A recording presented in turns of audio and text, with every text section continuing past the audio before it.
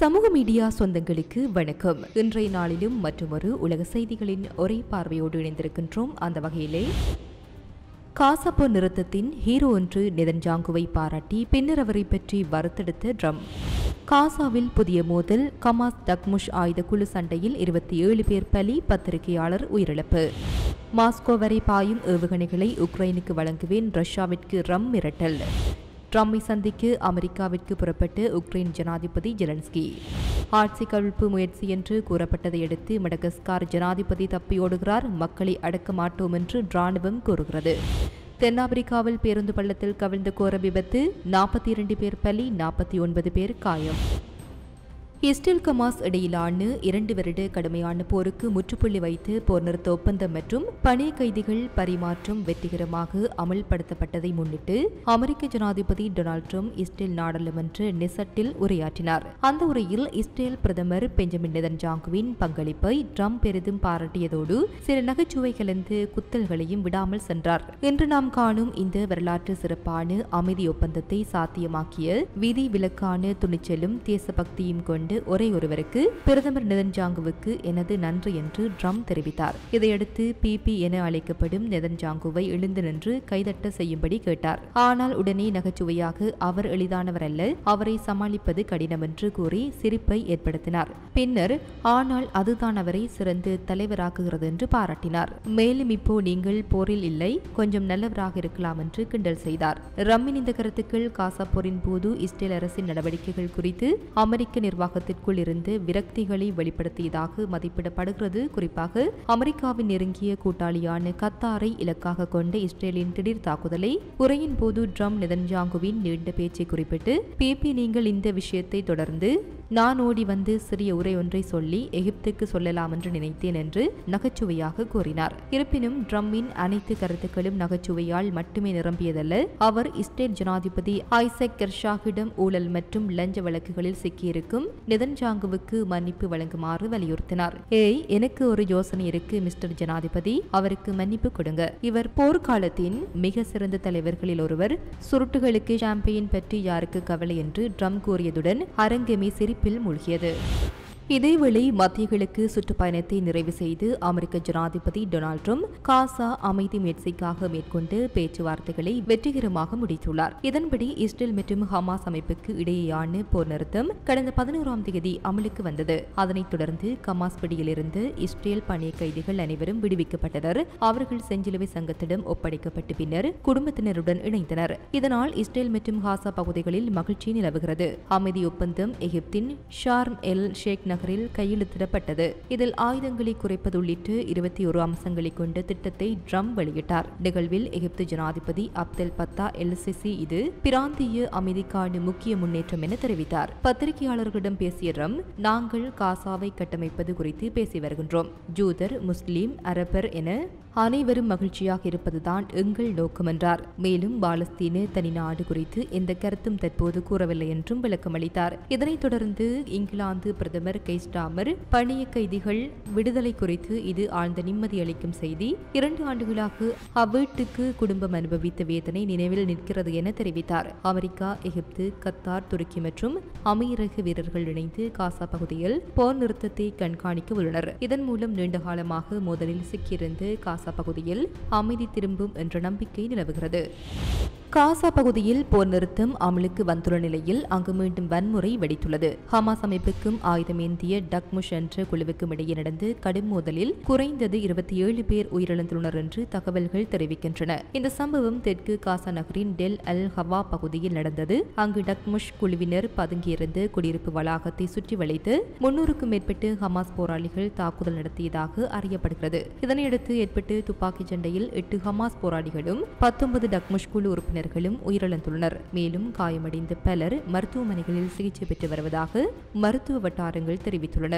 இந்த மோதலில் Al Jazeera ஊடகத்துடன் பணியாற்றிய 28 வயது பத்திரிகையாளர் செலே அல் ஜெபராவி துப்பாக்கிச் சூட்டில் உயிரிழந்ததாக அதிகாரப்பூர்வமாக உறுதி செய்யப்பட்டுள்ளது.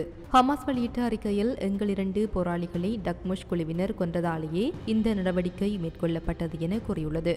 இந்த நிலையில் ஏற்கனவே போர் காரணமாக பலமுறை இடம்பெயர்ந்திருந்த நூற்றுக்கணக்கான குடும்பங்கள் குடும்பங்கள் மீண்டும் தங்கள் வீடுகளை விட்டு வெளியேறியுள்ளனர். போர் நிறுத்தம் அமலுக்கு வந்த பின் அமைதி நிலவும் என எதிர்பார்த்த காசா மக்களுக்கு இந்த உள்நாட்டு மோதல் புதிய பதற்றத்தை ஏற்படுத்தியுள்ளது.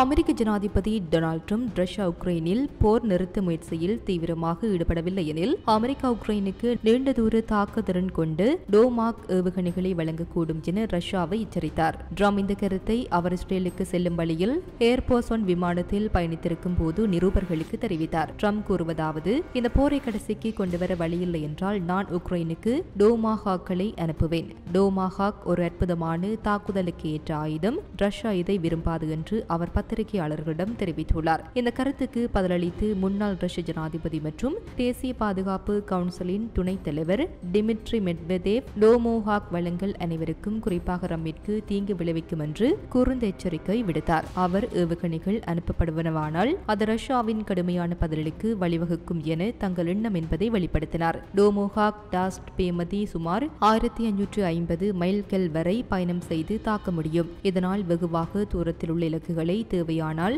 ரஷ்ய நகர் பகுதிகள் வரை பாதிக்கக்கூடும். இது தேர்வு உக்ரைனுக்கு வழங்கப்படுமா என்பதற்காக அமெரிக்காவில் உரிமம் கேட்கப்பட்டிருப்பது போன்ற விவரங்கள் தற்போது கவனத்தில் உள்ளன.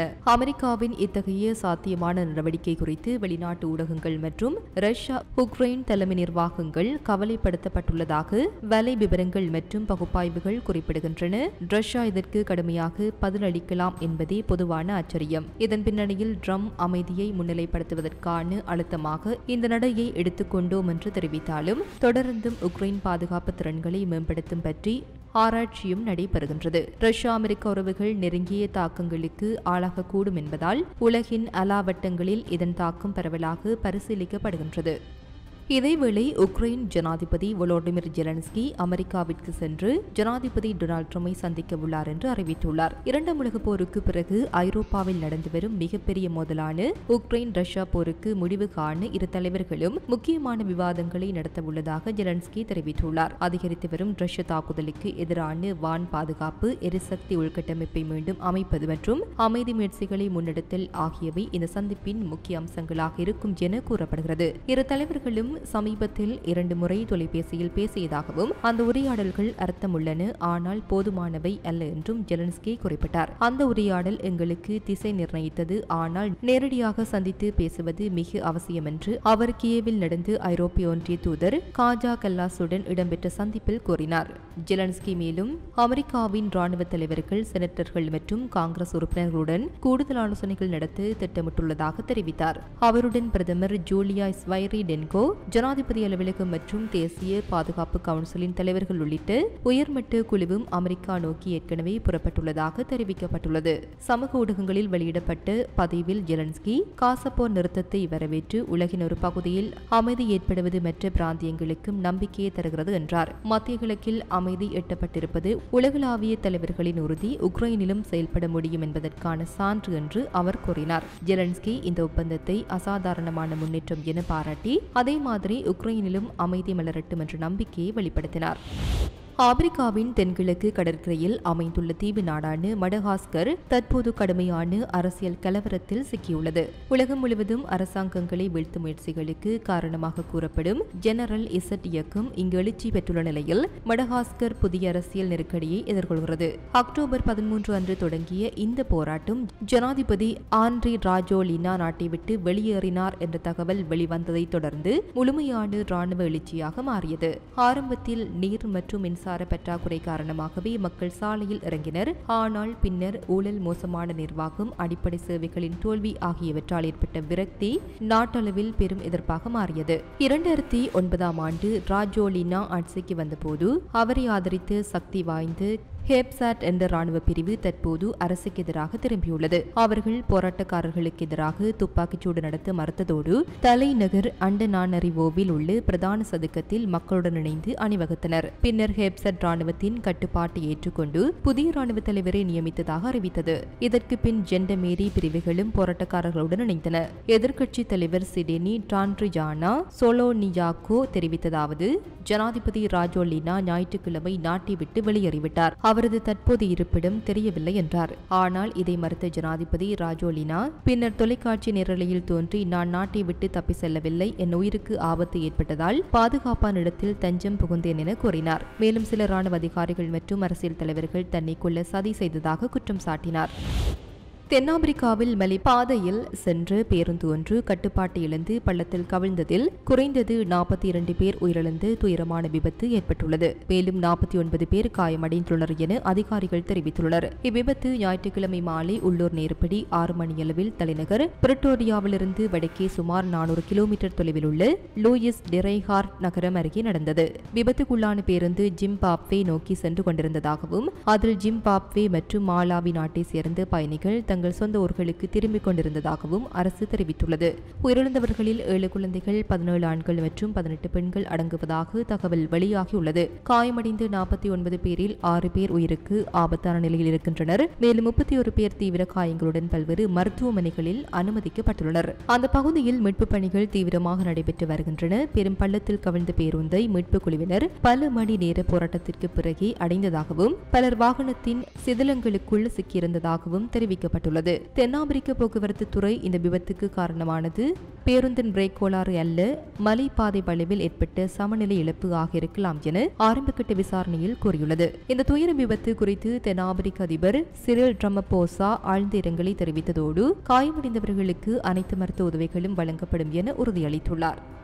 இத்துடன் குறித்த காணொலி நிறைவு பெறுகின்றது. இது குறித்ததான உங்களுடைய கருத்துக்களை கமெண்ட் வாயிலாக தெரிவிக்கலாம்.